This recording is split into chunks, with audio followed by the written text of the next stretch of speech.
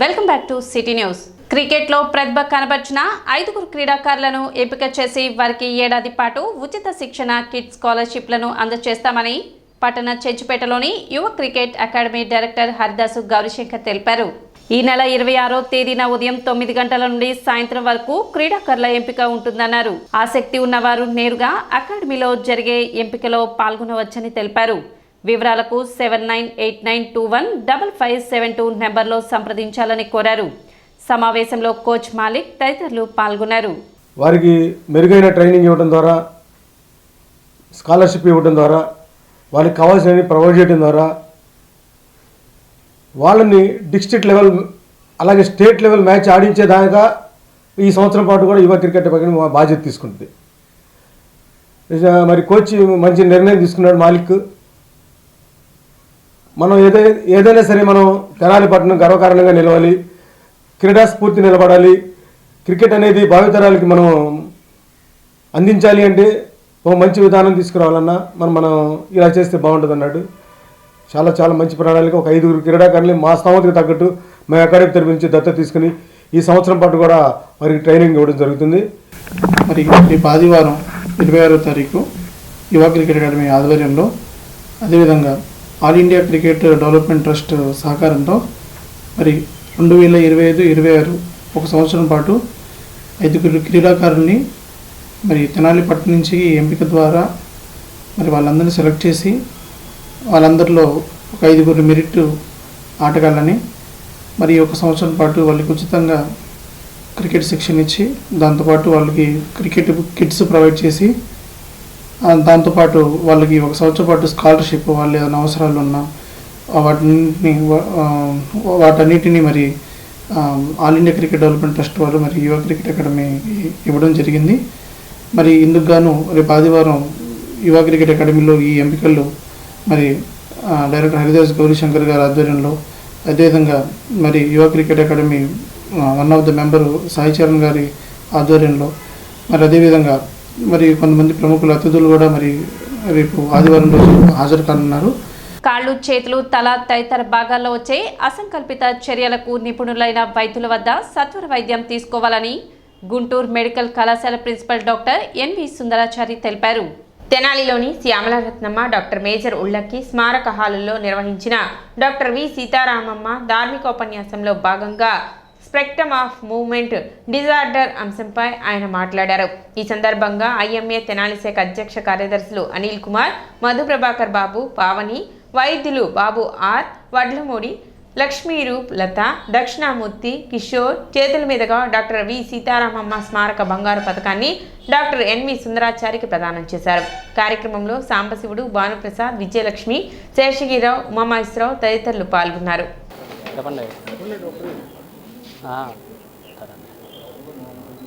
నరసింహగడి చెప్తాను అండి.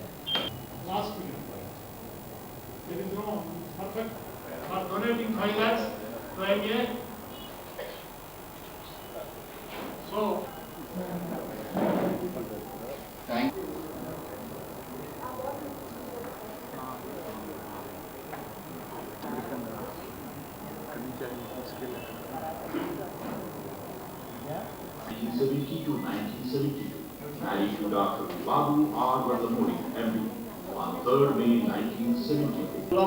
Professor, laureate writer.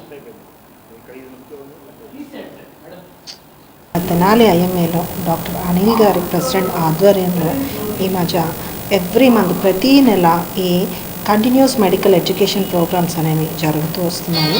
అలాగే ఈ నెల ఈ సంవత్సరం తొలిసారిగా 1 జనవరిలో మనం శ్రీమతి సీతారామమ్మ గారి స్మారకార్థం ఇవాళ మనకి gold medal oration lecture Vadlamudi Seetharamamma గారు షీఈస్ బార్న్ మన తెనాలిలో కూడా కొంతకాలం ఆవిడ వర్క్ చేశారు.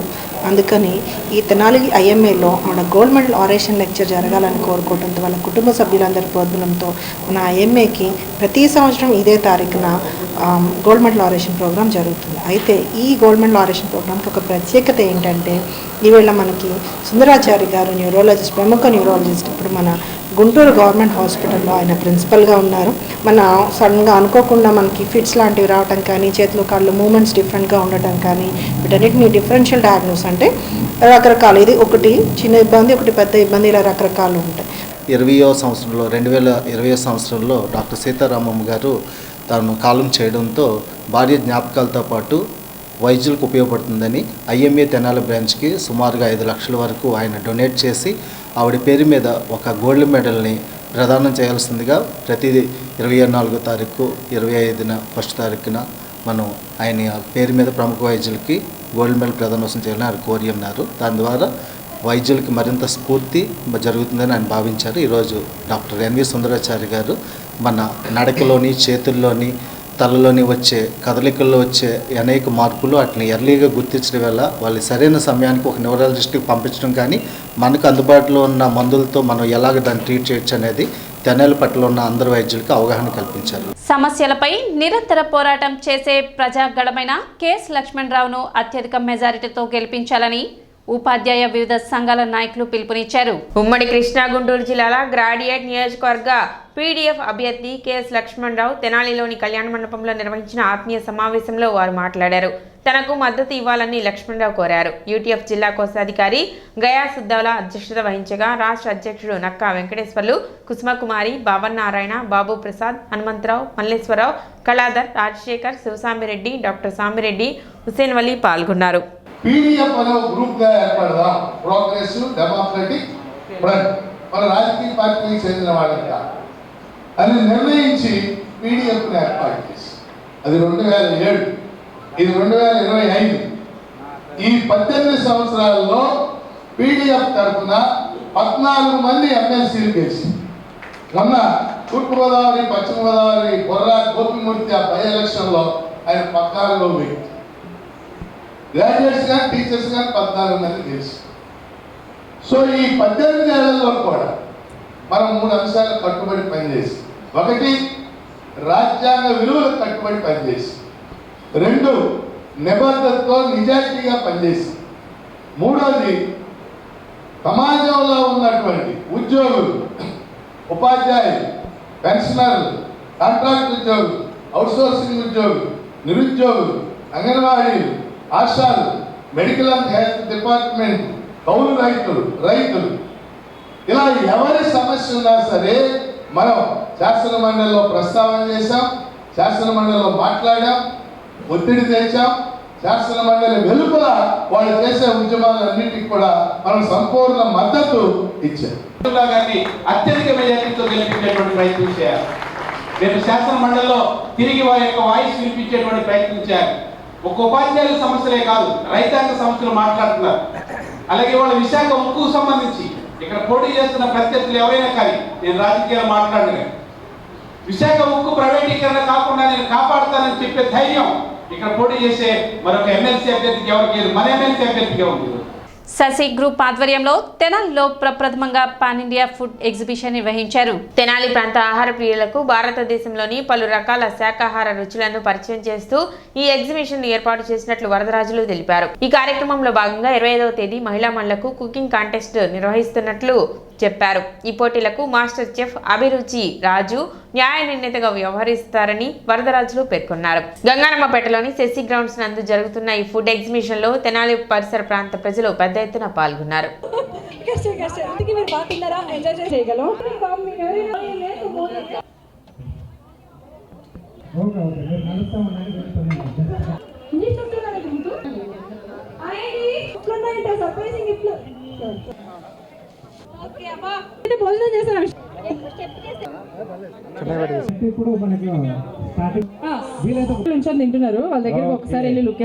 బిగ్ బాస్ తర్వాత ఫస్ట్ టైం నేను సంక్రాంతికి కూడా మనం రావడం కుదరలేదు. అండ్ ఈరోజు ఈ అకేషన్కి రావడం నాకు చాలా అంటే చాలా ఆనందంగా ఉంది.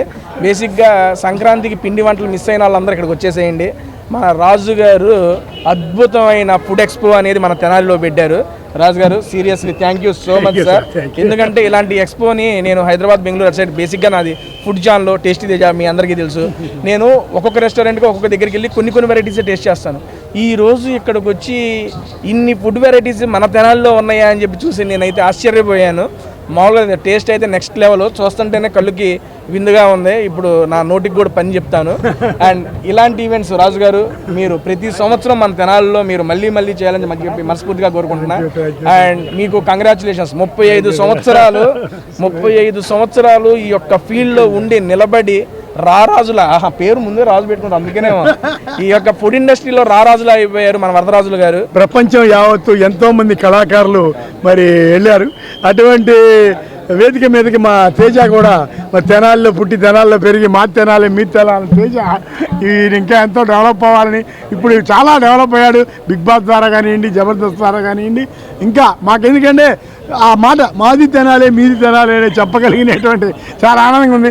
ఎందుకంటే అన్ఎక్స్పెక్టెడ్గా ఊళ్ళో ఉన్నాడనో కనుక్కుందాం అనుకోగానే రాత్రి 8 రాజు గారు 3 రోజులు అనుకున్నాం. రేపే వస్తానన్నారు. ఇష్టమని 3 రోజులు మీ చాయిస్ అన్న, రేపే వస్తానండి అన్నారు. ఈరోజు వచ్చేసాను అని అదే పిలిచారని మళ్ళీ రేపు చెప్పాను, రేపు వచ్చి పోతున్నాను. ఇక ఈ రోజే ఫ్రీ ఉంది, మిస్ చేయకూడదు. మన ఊర్లో మళ్ళీ నేను కలిసి చాలా రోజులైంది మన వాళ్ళందరూ అని చెప్పి ముందు ఇన్వైట్ చేసినందుకు థ్యాంక్ యూ. చాలా ఇప్పుడు ఎట్లయితే రైతు పంట పండిస్తానికి ఎంత కష్టపడుతున్నాడో, ఈ క్యాటరింగ్ రంగంలో కూడా ఒక క్యాటరింగ్ ఒప్పుకొని చివరి ప్లేట్ వరకు ఇచ్చి ఆ యొక్క గెస్ట్ని సంతృప్తి పరచాలంటే అది చిన్న విషయం కాదండి. అటువంటి రంగంలో ఉండి ఇవాళ మేము మరి ఆంధ్రప్రదేశ్లో 3500 మంది క్యాటరింగ్స్ లిస్టు నా దగ్గర ఉంది. సో ఈరోజు తెనాలిలో సెస్సీ ఫుడ్స్ వారు ఫుడ్ ఎక్స్పో అనేది చాలా పెద్ద ఎత్తున చేశారు. ఇది జనరల్గా మీరు ఏంటంటే పెద్ద పెద్ద మెట్రో సిటీలోనే చూస్తూ ఉంటారు. ఇలాంటి గ్రాండ్ ప్రజెంటేషన్తో అలాగే అట్మాస్ఫియర్తో ఇలాంటి పెద్ద పెద్ద షెఫ్లను తీసుకొచ్చి ఇక్కడ ఇండియా మొత్తంలో మనకు ఆల్ ఇండియాలో దొరికే ఫుడ్స్, నార్త్ సౌత్ చైనీస్ అలాగే సౌత్ ఇండియా డెజర్ట్స్ వచ్చేసి, స్టార్టర్స్ వచ్చేసి, సలాడ్స్ వచ్చేసి, అలాగే రకరకాల లైవ్ కౌంటర్స్ కూడా ఇక్కడ పెట్టారు. రుమాలి రోటీ చాలామంది కూడా తింటారు, కానీ అది ఎలా చేస్తారో తెలియదు. అలా పైకి ఎగరేస్తూ అది చక్రాల్లా తిరుగుకుంటూ చేతిలో పడిన తర్వాత దాన్ని ఎలా చేస్తారనేది ఇక్కడ లైవ్లో చూపిస్తున్నారు.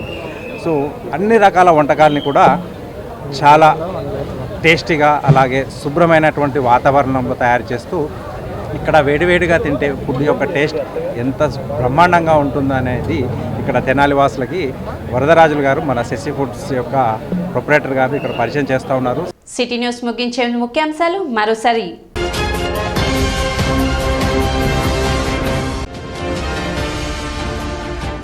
జాతీయ ఓటర్ల దినోత్సవం సందర్భంగా పట్టణంలో నిర్వహించిన 2K రన్.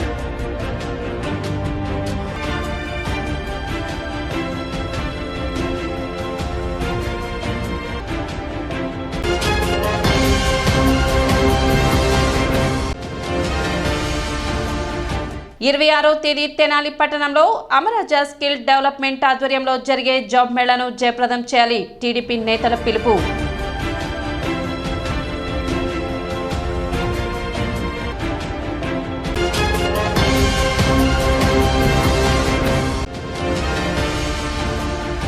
ఈ నెల 27, 28 తేదీల్లో స్థానిక విఎస్ఆర్ అండ్ ఎన్వీఆర్ కళాశాలలో ననపనేని వెంకట్రావు స్మారక వాలీబాల్ టోర్నమెంట్ పోటీలు.